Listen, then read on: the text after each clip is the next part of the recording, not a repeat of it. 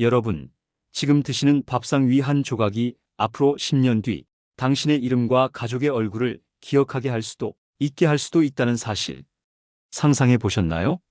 나이가 들수록 많은 분들이 어제 누구를 만났더라? 약은 먹었나?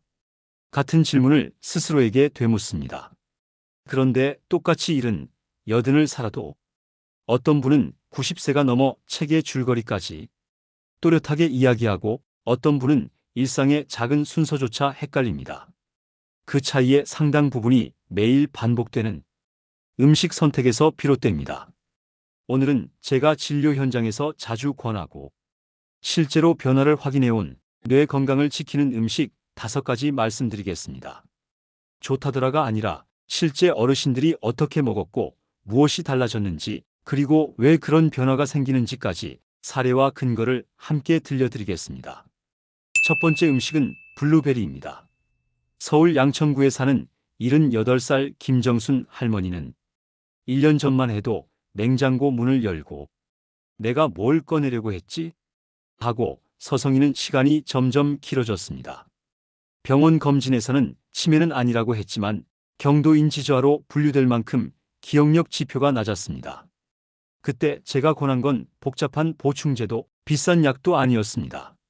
아침 식사 후 플레인 요거트에 냉동 블루베리 한 줌을 꼭 넣어 드시라는 것. 과일 한 줌이 대체 뭘 바꾸겠어요? 라며 반신반의하시던 할머니는 2달쯤 지나 메모장을 안 보고도 장보기 목록을 거의 다 기억했어요. 라고 웃으셨고 3달 후에는 손주 생일 날짜를 먼저 챙겨 전화하셨습니다. 하루가 또렷해지는 느낌, 본인이 가장 먼저 체감하셨습니다. 왜 블루베리일까요? 파랗고 작은 그 열매 속에는 안토시아닌이라는 보랏빛 폴리페놀 항산화 성분이 풍부합니다. 이 안토시아닌은 나이가 들며 뇌세포를 괴롭히는 산화 스트레스와 미세염증을 줄이는 데 도움을 줍니다. 뇌는 지방이 많은 기관이라 산화 손상에 취약한데 항산화 성분이 일종의 방패막 역할을 해주는 겁니다. 실제로 고령층을 대상으로 한 연구들에서 블루베리 섭취 후 기억 과제 성적과 주의력 지표가 개선된 결과가 보고된 바 있습니다. 과장된 마케팅 문구가 아니라 뇌 건강에 유익할 수 있는 식품으로 과학적 근거가 축적되고 있는 것이죠. 어떻게 드시면 좋을까요? 김정순 할머니처럼 아침 식사 후 요거트의 한 줌이 가장 간단합니다. 냉동 블루베리도 괜찮습니다. 항산화 성분은 냉동 과정에서 크게 줄지 않고 오히려 사계절 내내 꾸준히 드시기에 용이합니다. 달지 않은 플레인 요거트를 쓰고 가능하면 견과류를 소량 곁들여 지방과 단백질을 함께 섭취하면 혈당 급상승을 막아 더 안정적으로 뇌에 에너지를 보냅니다. 과일은 당이 걱정돼요 라고 하시는 분들도 계신데 블루베리는 당 지수가 낮은 과일에 속해 소량씩 매일 드시기에는 안전한 편에 가깝습니다. 중요한 건 한 번 많이가 아니라 매일 꾸준히라는 점. 뇌는 하루에 한 번씩 같은 시간대에 들어오는 영양 시그널을 기억합니다. 좋은 습관을 뇌에 학습시킨다고 생각하시면 됩니다. 두 번째 음식은 호두입니다. 광주 북구의 82살 최만수 어르신은 신문사설을 읽고 자기 의견을 말하는 재미를 다시 찾았다 고 하십니다. 불과 몇 년 전만 해도 글을 2~3번 반복해 읽어야 이해가 되었고 읽고 나면 앞부분이 금세 흐릿해졌다고 했습니다. 그 어르신이 바꾼 건 거창한 게 아니었습니다. 아침 식사 후 생호두 5알 그게 전부였습니다. 5알이면 대략 작은 숟가락 하나에 가득 찰까 말까 한 양. 그런데 3달쯤 지나 문장 전체의 맥락이 눈에 들어온다는 표현을 쓰기 시작하시더니 반년이 지나서는 기사를 접고 자신의 생각을 메모로 남기는 습관까지 자리 잡았습니다. 호두가 왜 뇌에 좋다고 할까요? 많은 분이 호두는 오메가3가 많다는 말만 알고 계시는데 그 오메가3의 형태가 알파-3 놀렌산 ALA입니다. ALA는 체내에서 일부가 DHAEPA로 전환되고 무엇보다 신경세포막의 유동성을 유지하는 데 기여합니다. 세포막이 유연하고 건강해야 신경세포끼리의 신호 전달이 빠르고 정확해집니다. 또 호두의 폴리페놀과 토코페롤은 뇌혈관을 지켜주는 항산화막 역할을 하며 미세 염증을 낮추는 데 도움을 줍니다. 관찰 연구들에서는 견과류를 정기적으로 먹는 군에서 인지저하 위험이 낮게 나타나는 경향이 보고되어 왔고, 중장년층의 수행 기능 개선과 관련된 데이터도 쌓이고 있습니다. 어떻게 먹느냐도 중요합니다. 소금이나 설탕이 코팅된 제품은 피하시고 생호두를 선택해 하루 5에서 6알 정도를 꾸준히 드세요. 아침 식사 후 또는 점심과 저녁 사이에 간식처럼 천천히 씹어 드시는 게 좋습니다. 지방은 씹는 동안 입안에서 미세하게 유화되며 흡수율이 올라갑니다. 너무 말라서 목이 막히는 느낌이 드는 분들은 따뜻한 차나 물 한 모금을 곁들이세요. 그리고 무엇보다 신선도가 중요합니다. 호두는 지방이 많아 산패되기 쉬우니 밀폐 용기에 담아 냉장 보관하시고, 약간 떫고 기름 냄새가 쩐맛이 나면 과감히 버리세요. 좋은 지방이 나쁜 지방으로 변하면 뇌에는 오히려 부담입니다. 최만수 어르신은 지금도 아침마다 호두를 3알, 오전에 2알 이렇게 나누어 드십니다. 매일 뇌에 기름칠한다는 표현이 딱 맞습니다. 세 번째 음식은 아몬드입니다. 부산 수영구의 74 박순자 할머니는 약속 시간을 자꾸 잊는다는 이유로 딸과 갈등이 잦았습니다. 달력에 동그라미를 열어 겹쳐도 당일만 되면 시간대를 헷갈리거나 메모지를 챙겼는데 메모지를 둔 장소를 잊어버리는 일이 반복되었습니다. 박순자 할머니가 바꾼 건 하루 아몬드 20알입니다. 처음엔 딱딱해서 치아가 불편하다고 하셔서 저는 잠깐 우유에 적셔 드시거나 플레인 요거트에 섞어 드셔보라고 권했습니다.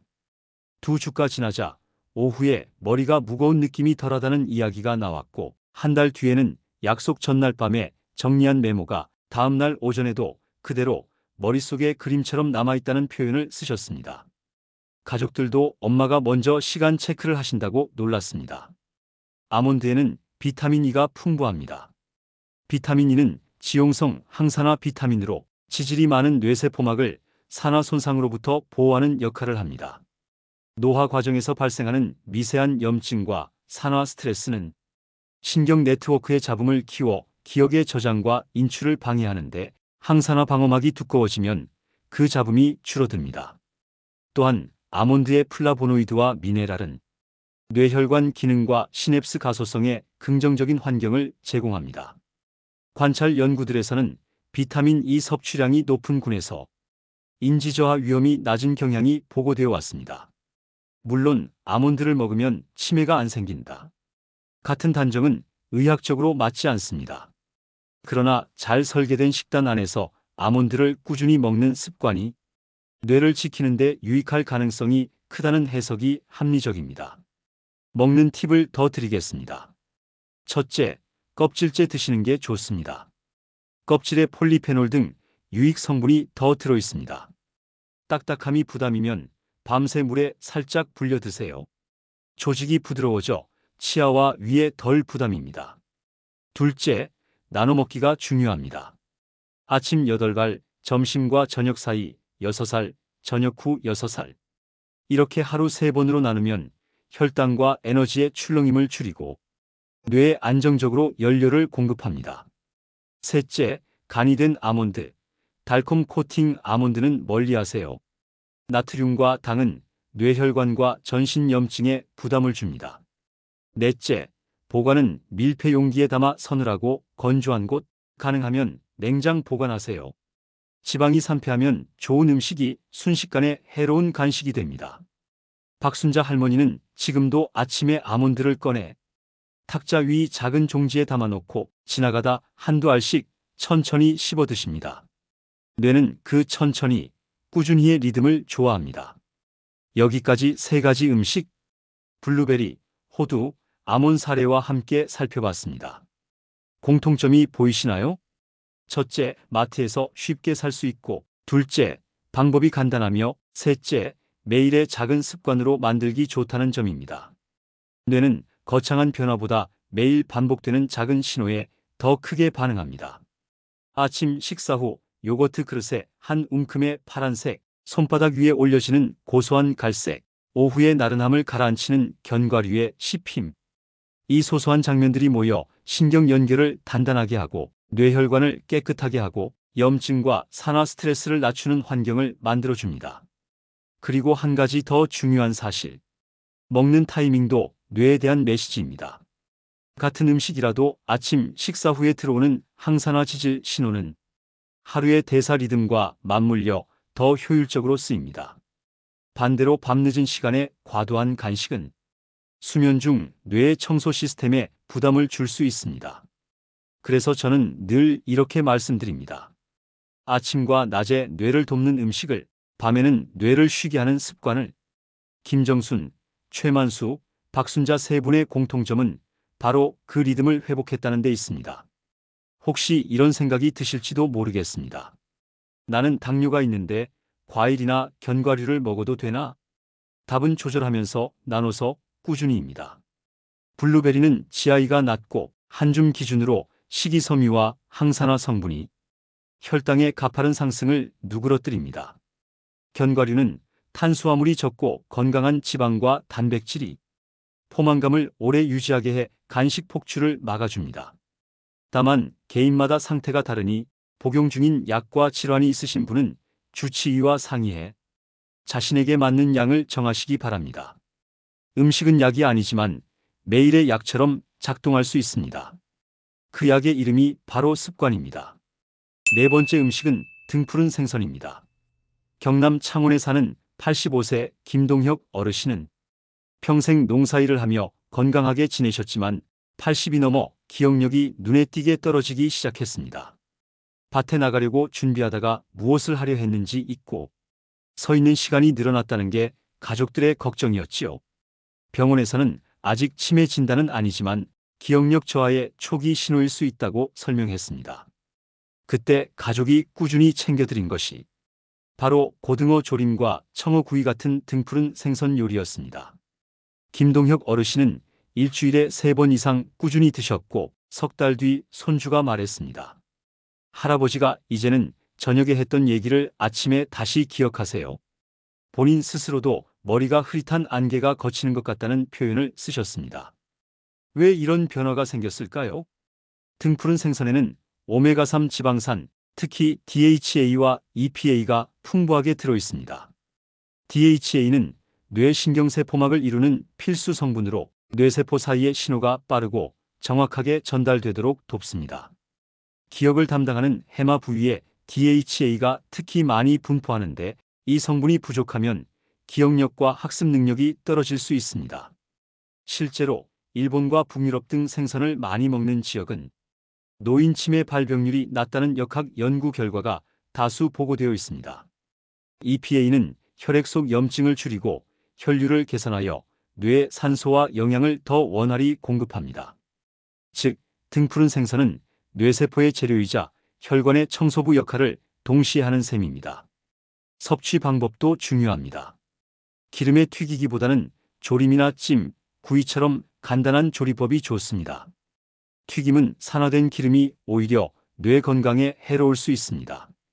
또한 생선 비린내가 부담된다면 된장찌개에 고등어를 넣어 끓이거나 김치와 함께 졸여 드시면 훨씬 먹기 쉽습니다.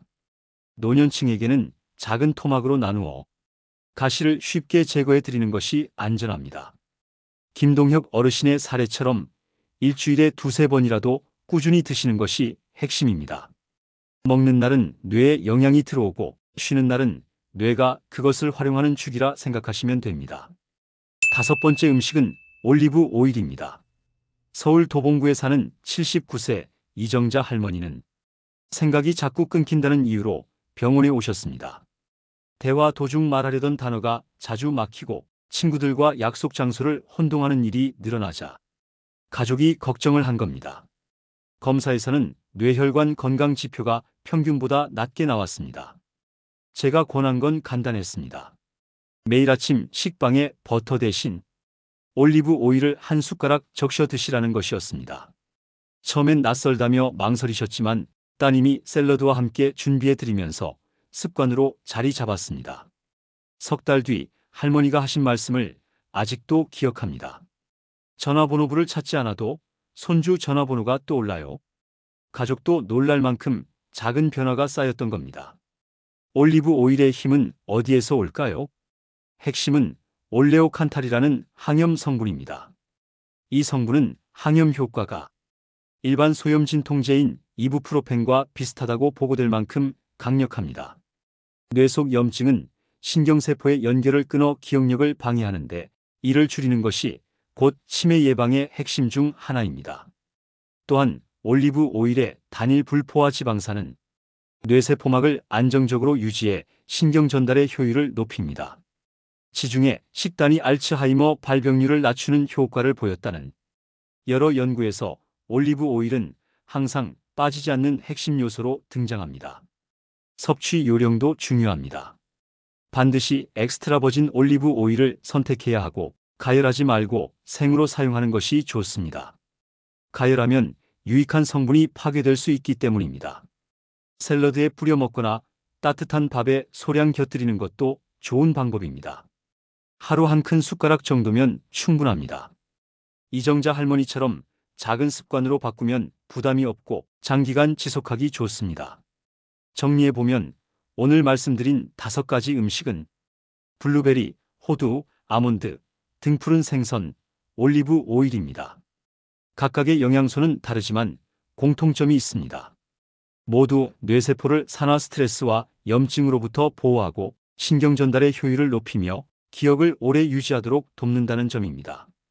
더 중요한 것은 이 음식들이 모두 마트나 시장에서 쉽게 구할 수 있는 평범한 식재료라는 사실입니다. 약이 아니라 매일 밥상에 오르는 음식이 뇌 건강을 지킨다는 것. 이것이야말로 가장 큰 희망입니다. 여러분, 뇌 건강은 먼 미래의 문제가 아니라 오늘의 선택에서 시작됩니다. 내일 아침 블루베리를 요거트에 올려보세요. 점심에는 고등어 한 토막을 반찬으로 올리고 저녁에는 올리브 오일을 한 숟가락 뿌린 샐러드를 곁들여 보세요. 작은 습관이 쌓여 기억을 지키고 이름을 지키고 사랑하는 가족과의 시간을 지켜줍니다. 이번 주제가 도움이 되셨다면 영상 좋아요, 채널 구독 및 알림 설정 해주시면 시니어 건강 주제로 삶에서 도움이 되는 이야기를 놓치지 않고 들으실 수 있습니다. 지금까지 시청해 주셔서 감사합니다.